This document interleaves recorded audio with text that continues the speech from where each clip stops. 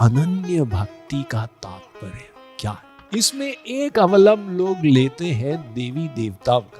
भाई इंद्र की भक्ति करो, इसके लिए इसकी भक्ति करो, इसलिए इसको भी छोड़ना पड़ेगा। पहले तो देवी देवता जो देंगे वो भौतिक पदार्थ ही देंगे, भगवत प्राप्ति नहीं करा सकते। और फिर वो जो देंगे भी भगवान की शक्ति से ही तो देंगे। क्यों ना डायरेक्ट सुप्रीम पावर की भक्ति करें? उस एक को संतुष्ट कर दो तो सब देव दानव मानव उसमें संतुष्ट हो जाएंगे। ये अनन्य भक्ति का एक दूसरा अर्थ बताए नारद जी। अन्याश्रयाणाम त्यागः अनन्यता। हम कहते हैं कि अनन्यता जो पिछले सूत्र में बताया उसका एक और अर्थ भी है। उसका अर्थ है कि भीतर से मात्र भगवान का अवलंब मानो। भगवान तो निराधार के आधार है, निराधार आधार हमारी राधे। जो मानता है कि उनकी कृपा ही मेरा आधार है तो उसको वो अपनाते। और जो मानता है भी मेरे पास तो ये पोस्ट है, ये धन है, ये विद्या है, ये सौंदर्य है और ये स्वजन है, भगवान कृपा करो ना, इसके आधार पे। भगवान कहते हैं भाई हम इन चीजों के आधार पे नहीं करते, इन सब को त्यागना होगा।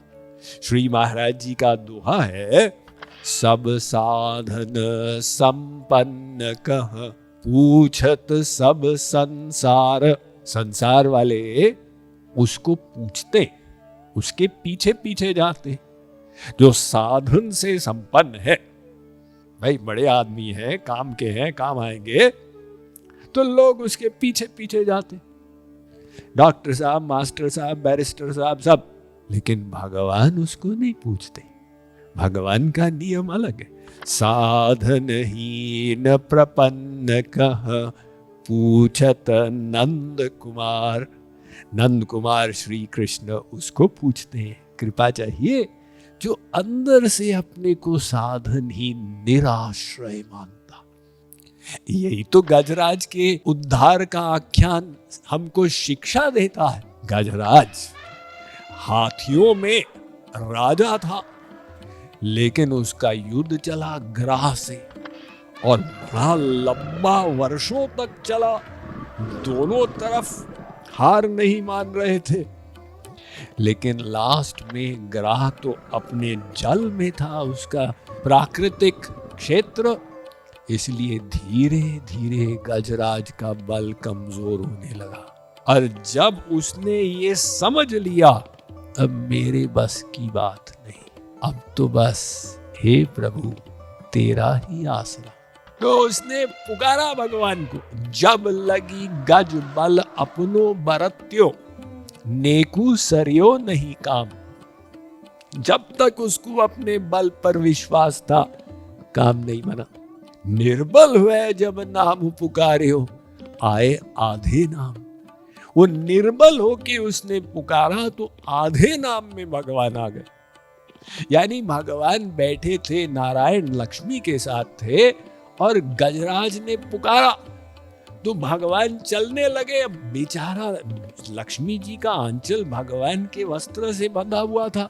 भगवान जा रहे, लक्ष्मी जी कह रहे अगर हम साथ में नहीं जाएंगे तो क्या होगा। लक्ष्मी जी ने पूछा क्या है। अब भगवान ने वहां पर वैकुंठ में तो हाँ बोला, और जब तक पहुंचे गजराज का उद्धार करने, लक्ष्मी जी को भी साथ आना पड़ा थी। वहां जाके बोले तो आधे नाम में उसका उद्धार कर दिया।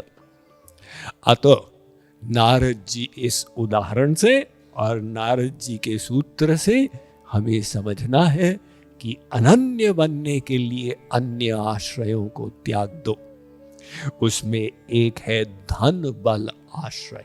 अब धन रखना जरूरी है जीवन निर्वाह के लिए जितना भी हो, लेकिन लक्ष्मी तो चंचल है, उसे चंचला कहते हैं, और विष्णु को कहते हैं चंचलपति।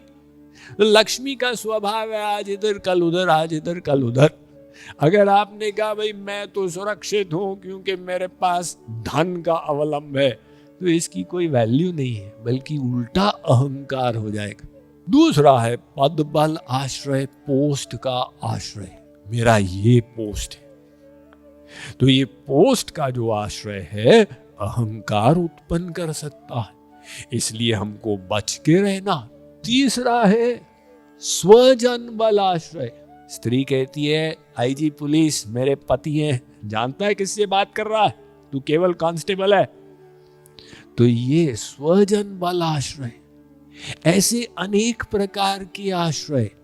साधन बल आश्रय, मैंने इतनी साधना की है, तो भगवान तो साधन से मिलते नहीं, उस साधन साध्य नहीं है, कृपा साध्य है। इस सब बलों को त्याग के उनको ही अपना बल मानो। यही तो हम द्रौपदी के ज्वलंत उदाहरण से शिक्षा प्राप्त करते हैं। जब उसे घसीटते हुए लाया गया, दुशासन ने कहा सावधान। द्रौपदी ने सोचा ये क्या कर लेगा, मेरे 5 पति यहाँ बैठे हैं, सब महापुरुषों में धुरंधर। युधिष्ठिर की तरफ देखा, उसने सिर नीचे कर दिया, भीमसेन अर्जुन सब, उसका विश्वास हटा। वहां पर धर्माचार्य बैठे थे, भीष्म, कृपाचार्य, द्रोणाचार्य, वहां से भी भरोसा हटा। तो उसने स्वबल आश्रय का उपयोग किया। मैं तो कुछ कर सकती हूँ, चीर को मुख में पकड़ा, लेकिन कुछ अब भगवान की शरणागत हो गई। हे प्रभु, आपका ही भरोसा अब रह गया, और कुछ नहीं भी थी। किंतु जब दुशासन ने झटका दिया, अब चीर खिसका, तो सब जगह से भरोसा हटा। अब तो भगवान ही बचाए। तो हाथ उसने ऊपर किए, गोविंद द्वारिका वासिन, और तत्काल कृपा हो गई। तो ये द्रौपदी का इतना पॉपुलर एग्जाम्पल हमें बहुत बड़ी शिक्षा देता है कि अनन्य भक्ति का तात्पर्य क्या है। इसमें एक अवलंब लोग लेते हैं देवी देवताओं का, भाई इंद्र की भक्ति करो इसलिए, इसकी भक्ति करो इसलिए। इसको भी छोड़ना पड़ेगा। पहले तो देवी देवता जो देंगे वो भौतिक पदार्थ ही देंगे, भगवत प्राप्ति नहीं करा सकते। और फिर वो जो देंगे भी भगवान की शक्ति से ही तो देंगे। क्यों ना डायरेक्ट सुप्रीम पावर की भक्ति करें। यथा तरोर मूल निषेचनेन तृप्यन्ति तत् स्कंद भुजोपशाखा। देखो, एक वृक्ष है, आप उसके जड़ पर पानी डालते हो, सर्वत्र पत्र पुष्प फल फूल में पहुंच जाता। ऐसा नहीं कि हर पत्ते पर पानी डालें। अब अगर आपने जड़ को तो इग्नोर कर दिया, पत्तों पर डालने लगे, तो वृक्ष सूख जाएगा। ऐसे ही उस एक को संतुष्ट कर दो, तो सब देव दानव मानव उसमें संतुष्ट हो जाएंगे। हमें घबराना नहीं है। सर्वधर्मान् परित्यज्य माम एकम शरणम व्रज, ये अनन्य भक्ति का एक दूसरा अर्थ बताए नारद।